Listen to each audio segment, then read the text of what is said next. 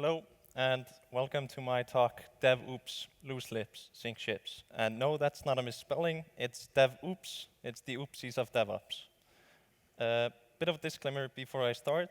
The stories and secrets I'm about to show you and tell you are 100% real, but the names of some of the people and some of the companies have been fabricated. Now that that's out of the way, let's start with a bit of an introduction and start with who am I? So as he stated, my name is Níels Ingi Jónasson, and I work as a security engineer at Syndis. At Syndis, I get to hack on stuff with some of the smartest people I've ever met, and I'm incredibly grateful for this.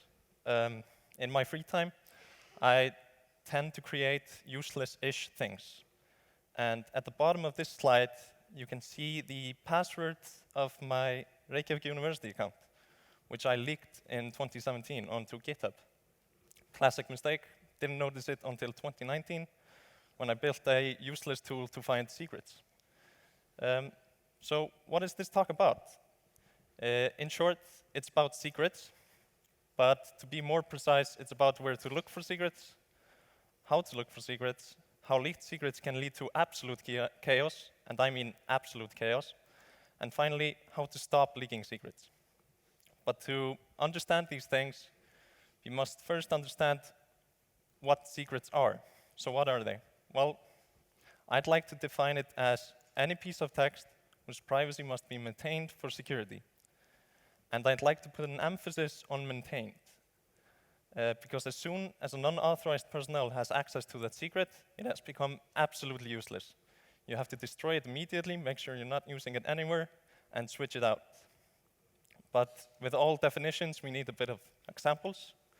So here are a couple of examples of secrets. The most obvious of which being credentials, API tokens, cryptographic keys, like the one you see on this slide, which is a Twilio key someone leaked on GitHub. But then there are also less common secrets, like these for ones. That's IPs, URLs, host names, emails. Now you're thinking, wait a minute, that's all inherently public. Yes, you should know that, but some people don't know that and treat them as secrets. So you might build a website that has a cryptographic hash at the end of the URL, and you treat it as a secret, so you don't implement access control on it. So once you leak it onto GitHub, which you will, I will be able to see it, and I'll have full access to it. So let's try and hunt for these secrets now that we understand them a bit. So where should we look? Well, we should look wherever we are able to find code. And this means everywhere. All websites, all binaries, all Docker images, wherever. And of course, this means GitHub, GitLab, Bitbucket, and all these websites that host version control systems. They are an absolute goldmine for secrets. And again, there are some less common places to look for them, like social media. People love to share everything with you on social media, even their credit card numbers. All images you can find, they sometimes in the background have something that they really shouldn't have. Books, some people think these are secure password managers and store all their passwords there. Of course, I can just read them. And finally, you can kindly ask for them. And no, this is not a joke, this is an actual thing, and happens way too often. As an example, I have the password to the admin panel of an Icelandic news site, simply because I asked for it. So let's try asking people on the internet for their passwords. Of course, I chose GitHub for this. I searched for removed password as a commit message. And the first result, on the first page, someone decided to remove their password. Didn't really seem that hard, so let's take a look at the commit. And the commit message says, removed password, password has been secured. I wouldn't be too sure about that, Mr. Tempistrel. Your password is right there in front of a bunch of people. I can also ask for removed credentials. Again, on the first page, I'm able to find something. And this time it's really juicy. It's DP authentication. So when we look at the commit message, we're able to see that it's credentials for a Mongo database on the internet. And it didn't really remove any credentials, it just switched them out. So this is a 2-for-1. Then, if we're lazy, we don't really want to generate our own RSA keys, we can just go onto GitHub and search for RSA keys to use. Again, on the first page, I'm able to find something. And when we look at the commit message, we can see an RSA key there, which we can use for SSH. It looks to be encrypted, so we just have to decrypt it, and then we have our own RSA key without ever needing to Google how to generate one. Also, if you're maybe a poor college student who wants to make a CV website, get your word out there, but you don't really have money for hosting, and you need an Amazon key, and you need it quick. Just go to GitHub, go to the first page you can see, and there you're able to see a commit message. Removed OS access key from pages as per Amazon request. Not a lot of people know this, but Amazon actually scans GitHub for keys because it's so common to leak them, and then sends you an email if you leak them. And I think on page 4 or something of the results, I really enjoyed looking at this. One of the commit messages was removed Amazon key to make Amazon Web Services stop bugging me. So he didn't really get why he should remove it. And then we can simply ask people like, okay, sure, these are your credentials and stuff, but what should I ignore? So I searched for ignore this. This time around, I didn't find anything on the first page. I had to go all the way to the second page to find something interesting. Bit of a bother. So when we look at the commit, we're able to see there's an app key and an API ID. And that's really interesting because that means I have now on this API free recipes for life because someone else paid for it. Now, I said kindly ask for them, but sometimes you don't even have to ask. People simply give them to you, like Sean Spicer did at 8 in the morning on Twitter. And this really goes to show that you should always have your coffee before going onto Twitter, because otherwise you might leak it again an hour later. Now, Sean Spicer isn't the only politician to leak things onto Twitter. Meet Owen Smith, a British politician who uploaded this beautiful image onto Twitter. I don't know if anyone has noticed, but the whiteboard there has some pretty interesting data. I'm probably not able to read it, but it has all the information required to access his phone banking system. So this was before the voting was supposed to happen. And there you can see this URL, the client ID, username, and password, which is amazing. Of course, we in Iceland, we aren't exempt from this. We also have our own Icelandic politicians who like to leak stuff onto Twitter. And this happened just a week ago. Áslaug decided to leak her driver's license onto Twitter. So now I can make some bank accounts in other countries and pretend to be her. Identity theft is a great thing. So, as you noticed, that's a lot of data. Some of these results gave 27 million results. That's way too much to do it manually. Can we somehow automate this search? Yes, we can. We simply switch these secrets into 3 subcategories.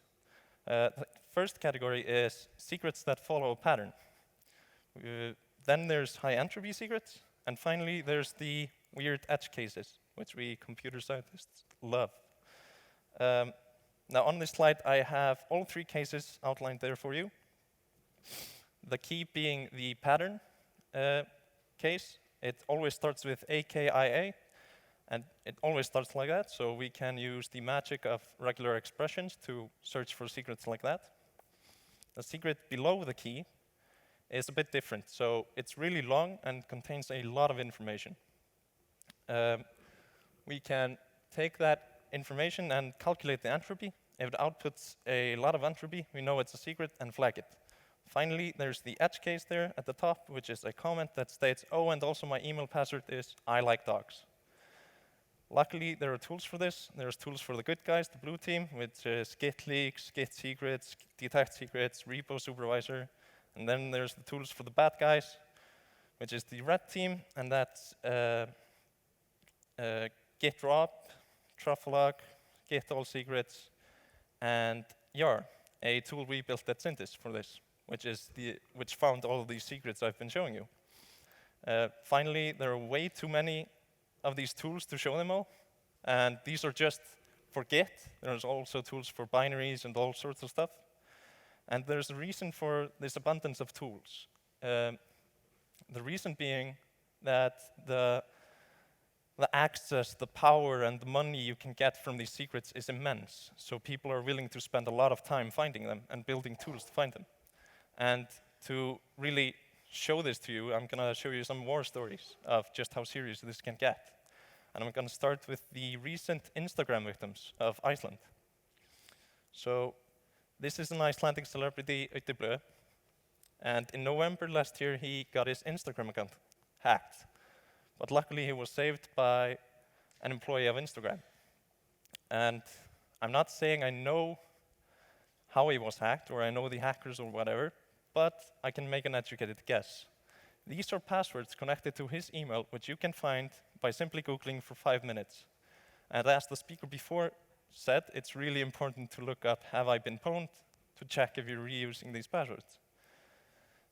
Again, 3 weeks ago, another Icelandic celebrity, Arna, got her Instagram account hacked, and the hackers threatened to delete her account and remove all the pictures if she doesn't pay up.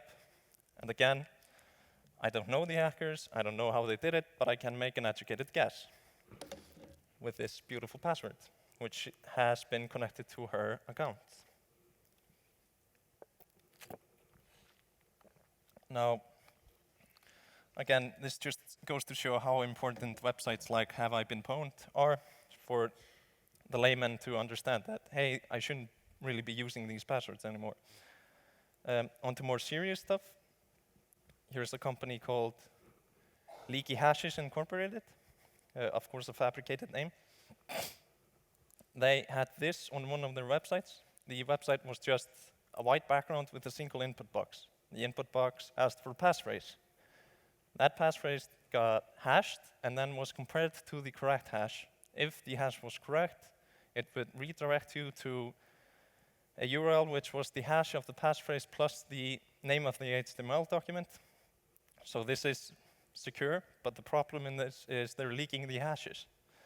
So we went ahead and cracked and threw them in the cracker to crack these hashes. And 50 minutes later, we found that the password was the name of the company is really great, which is Leaky Hashes is really great. Their access control wasn't, so we got in and we were able to see a lot of sensitive information like how much each user was getting a year. The next company, Passwordless Tech Corporation, which really dislike passwords. On their network, they had an open NFS share. And this share was completely open and had the home directories of all of the software engineers at the company. And within those home directories are, of course, SSH keys. So we took them all and checked if any of these software engineers were reusing the passwords and leaked passwords on these SSH keys. And Mr. John Doe, which had this email, had this leaked password connected to it. And this gave us full access to pretty much all of the computers on the network, along with both of their databases with all of their data, the name servers, 1 and 2, and their development server, along with the server that hosted their main application, their bread and butter. And we were able to see all of the traffic of all of their clients, and we could do whatever we wanted with it.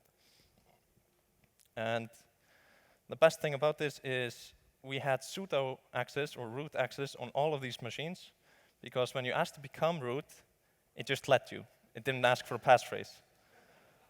And if you think that's bad, it's nothing compared to this company, the Transparent company. So they have this website where you could go ahead and fetch a binary. And when we got the binary, it's supposed to help you set up your system to integrate into theirs. And of course, we just run strings on it, and we're able to find some interesting things on it, along with a 300-line bash script in plain text. And within this bash script, we were able to find the credentials for the Google Cloud Registry, along with the command there at the bottom, which allowed us to log into it. which we did. And we had full read access to the Google Cloud Registry. So we got all of the Docker images they had. And this is not all of them. This is just a small part.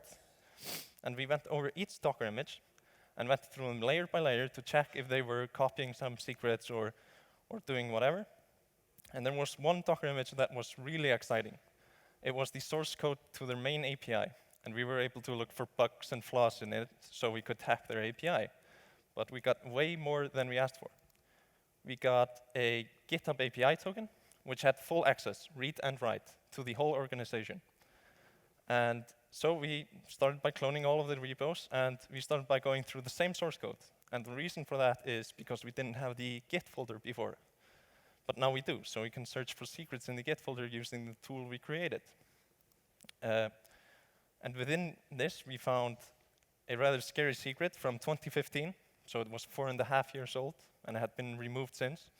It's the Amazon key and the secret key to their whole infrastructure. And we thought to ourselves, well, there's no way it still works. It's almost 5 years old. But the aftermath was different.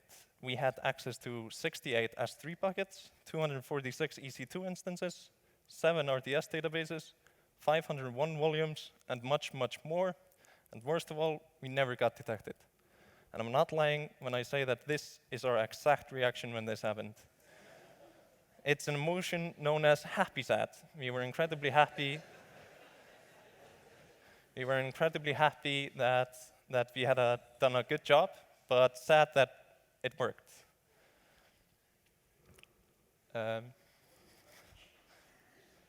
Yeah, I've never had that feeling before.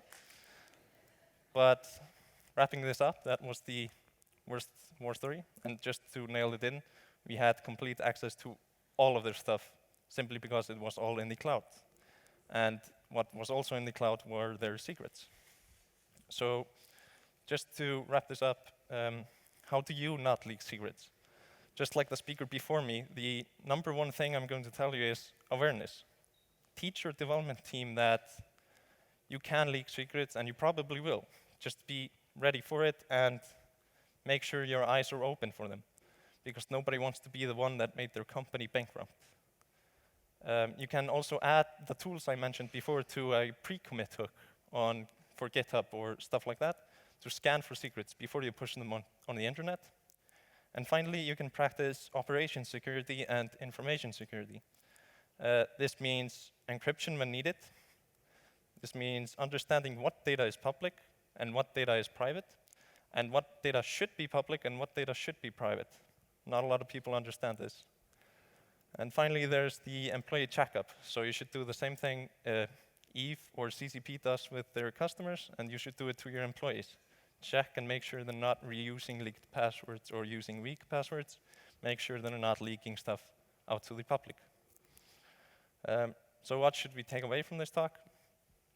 Everyone leaks secrets. That's number one. You leak secrets. I leak secrets. Everyone leaks secrets. The smartest people you know leak secrets. The smartest people, the greatest engineers of the largest companies leak secrets. Leaked secrets can lead to catastrophes, as I showed you. And it's possible to have safety nets. But it's really important to understand that they aren't bulletproof, and they won't save you from everything, just as the edge cases I showed you before. It's really hard to get those. And finally, knowledge is power. So, thank you. That's my...